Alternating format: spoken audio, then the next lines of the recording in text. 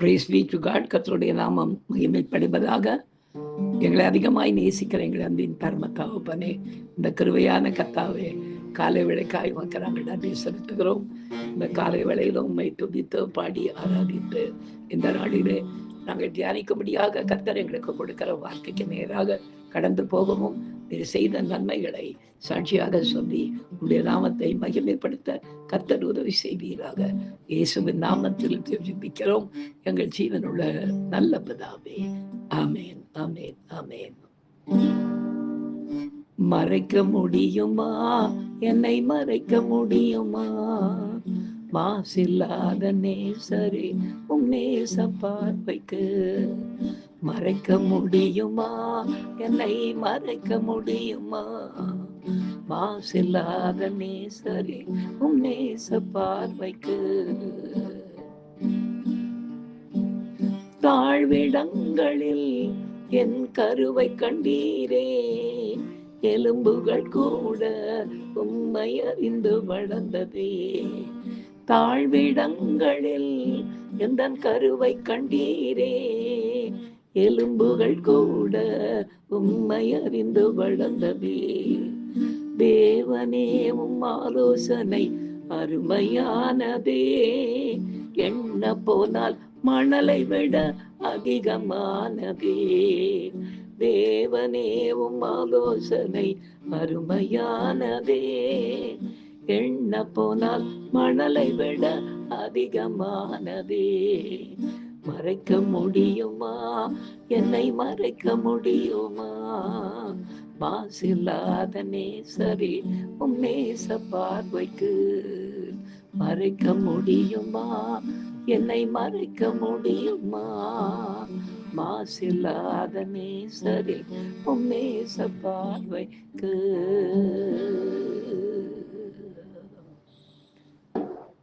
எனக்கு அருமையானவர்களே, இந்த நாளிலே நாம் தியானிக்கும்படியாக கர்த்தர் நமக்கு கொடுக்கிற வார்த்தைக்கு நேராக நாம் கடந்து போகும் பிரியமானவர்களே, எடுத்து வாசிக்கலாம். எரேமியாவின் புத்தகம் 1ஆம் அதிகாரம் 5ஆம் வசனத்தை வாசிக்க கேட்போம். நான் உன்னை தாயின் வயிற்றில் உருவாக்கும் முன்னே உன்னை அறிந்தேன். நீ கர்ப்பத்திலிருந்து வெளிப்படும் முன்னே நான் உன்னை பரிசுத்தம் பண்ணி உன்னை ஜாதிகளுக்கு தீர்க்கதரிசியாக கட்டளையிட்டேன் என்று சொன்னார் என்று எரேமியா தன்னுடைய புத்தகத்திலே எழுதியிருக்கிறார். பிரியமானவர்களே, இன்றைய மருத்துவ உலகில் ஸ்கேன் எடுத்த பின்னரே பிறக்கப் போகிற பிள்ளை ஆணா அல்லது பெண்ணா என்பதை கண்டுபிடிக்கிறார்கள். ஆனால் மனுக்குலத்தை உண்டாக்கி அதை ஆணாகவும் பெண்ணாகவும் உருமாற்றுகிறவர் நமது கர்த்தராக இருப்பதால், நமது வாழ்வில் நாம் கடந்து போக வேண்டிய பாதைகளையும் அவர் அறிந்திருப்பதால் தான் எரேமியாவை பார்த்து, உன் தாயின் கற்பத்தில் நீ உருவாக்கப்படும் முன்னே உன்னை தீர்க்கதரிசியாக தெரிந்து கொண்டேன் என்று கூறுகிறார்.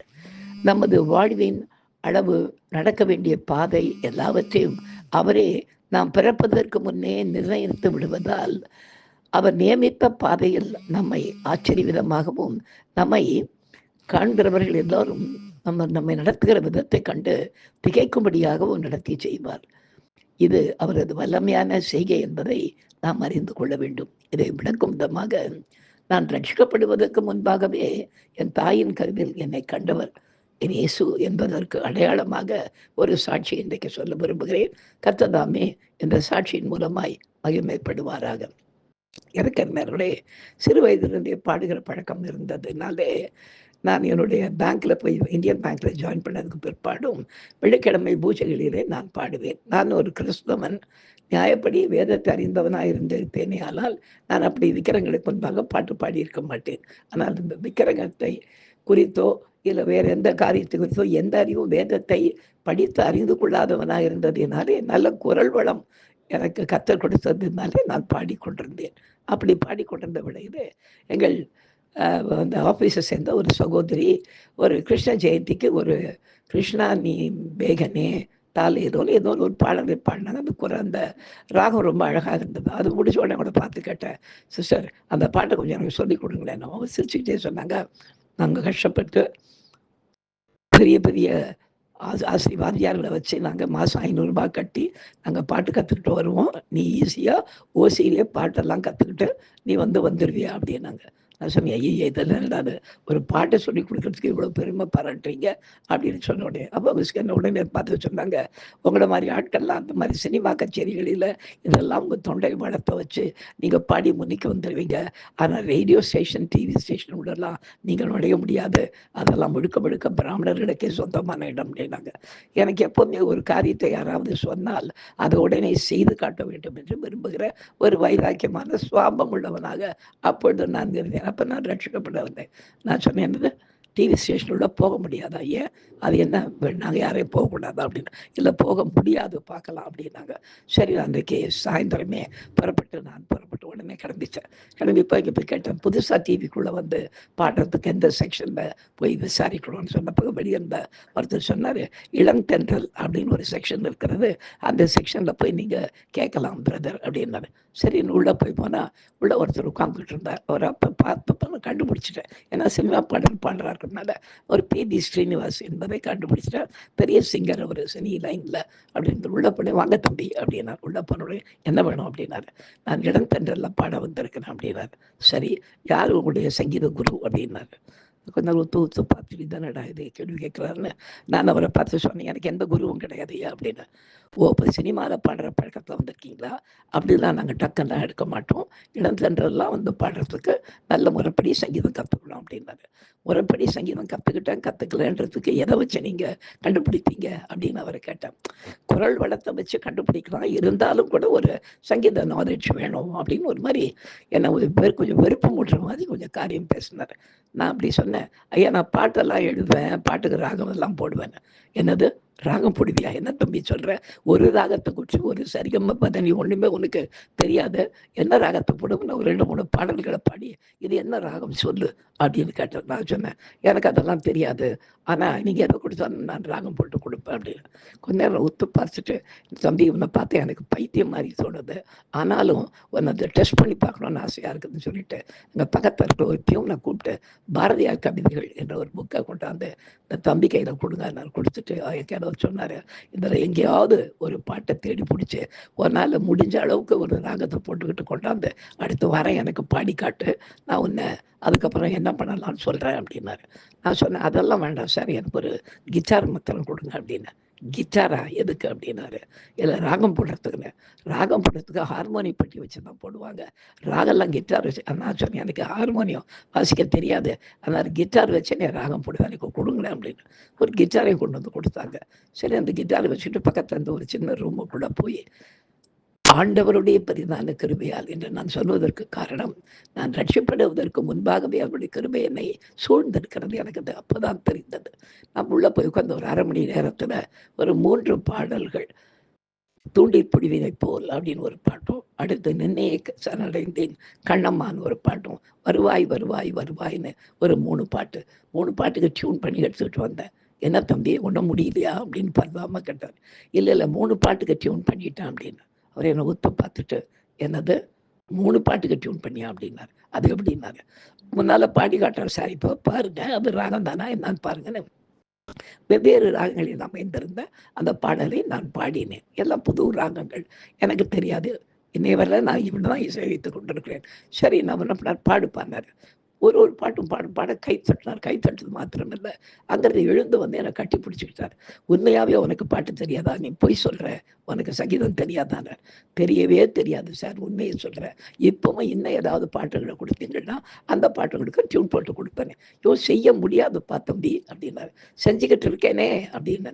அப்போ அது கிருபைன்னு சொல்ல எனக்கு தெரியவில்லை. அப்பொழுதும் கர்த்தருடைய கிருபை என்னை சூழ்ந்திருக்குதுன்னு. உடனே அவர் பார்த்து சொன்னார், இன்ஸ்ட்ருமெண்ட்ஸ் எல்லாம் உனக்கு வாசிக்க ஆள் இருக்கான்னு சொன்னேன். எனக்கு ட்ரூப் எல்லாம் இருக்குது அப்படின்னு சொன்னேன். அப்போ ட்ரூப் இருக்குன்னா நெக்ஸ்ட்டு வருகிற புதன்கிழமையே இளந்தளிரில் நீ பாட முடியுமா, லைவ் ப்ரோக்ராம் பண்ணுறியா அப்படின்னாரு. நிச்சயமாக பண்ணுறேன் அப்படின்னு. இல்லை, உங்களுடைய தைரியத்தை பார்க்கும்போது உன்னை பாராட்ட வேண்டியிருக்கு, ரொம்ப ஆச்சரியமான ஒரு காரியமாக இருக்குது. சரி, இன்னொரு தடவை பாடு 3 பாட்டையும் அப்படின்னாரு. 3ஐயும் பாடினேன். 3 பாட்டையுமே நான் அன்றைக்கி அந்த இளந்தளிர்களில் நான் இது டெலிகாஸ்ட் பண்ண போகிறேன். தயவுசெய்து கட்டாயம் வந்துருங்க தம்பி. ஒரு டியூஸ்டே வந்து ஒரு சின்ன ஆர்கெஸ்ட்ராவுடைய ப்ராக்டிஸ் எங்களுக்கு முன்னால் காட்டிட்டிங்கன்னா வெட்னஸ்டே அன்னைக்கு ரொம்ப நல்லா பண்ணலாம் அப்படின்னு சொல்லிட்டு அதே மாதிரி டியூஸ்டே வந்து ஆர்கெஸ்ட்ராவோட வந்து ப்ராக்டிஸ் பண்ணி காட்டிட்டு அவருக்கு வெட்னஸ்டே வெளிவர கர்த்தர் கிருபை செய்தார். வெட்னஸ்டே வரத்துக்கு முந்தின நாள் ஆஃபீஸில் சொன்னேன், அந்த சிஸ்டரை கூப்பிட்டு, என்னமோ உள்ளே போக முடியாதுன்னு சொன்னீங்களே, பிராமின்ஸ் மட்டும்தான் போக முடியும், நாங்கள்லாம் போக முடியாதுன்னு.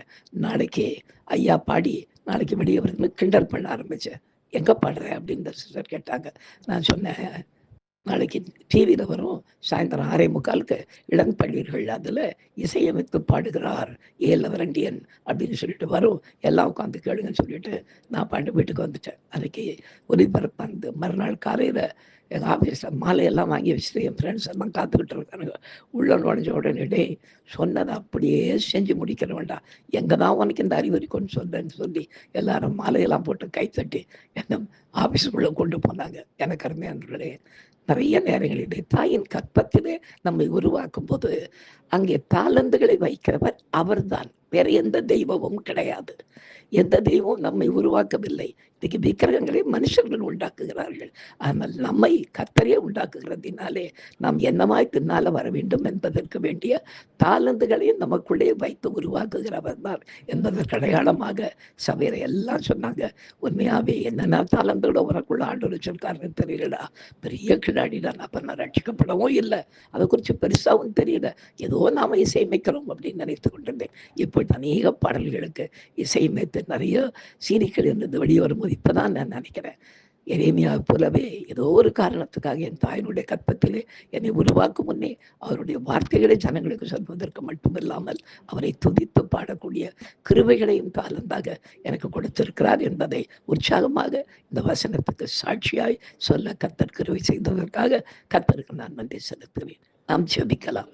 எங்களை அதிகமாய் நேசிக்கிற எங்கள் அன்பின் பரம தகப்பனே, இந்த கிருபையான விடைக்காய் உமக்கு நாங்கள் நன்றி செலுத்துகிறோம் ராஜா. எங்களுடைய தாயின் வயிற்றிலே நாங்கள் உண்டாக்கப்பட்டும் பிற்பாடு ஆணாகவோ பெண்ணாகவோ உருவாக்கப்படட்டும் எல்லாவற்றையும் நீரே செய்கிறதினாலே நாங்கள் வளர்ந்து வரும் பொழுது என்னென்ன தாளந்தோடு நாங்கள் வாழ வேண்டும் என்பதை எங்களுக்குள்ளே வைத்து எங்கள் வாழ்க்கை வழிகளை எங்களுக்கு காண்பித்து நடத்துகிற தேவனாய் இருக்கிறதற்காய் உமக்கு நன்றி செலுத்துகிறோம். தொடர்ந்து எங்களை நடத்தும் இயேசுவின் நாமத்தில் ஜெபிக்கிறோம் எங்கள் ஜீவனுள்ள நல்ல பிதாவே. Amen. Hallelujah. Hallelujah. Hallelujah. God bless you. Thank you.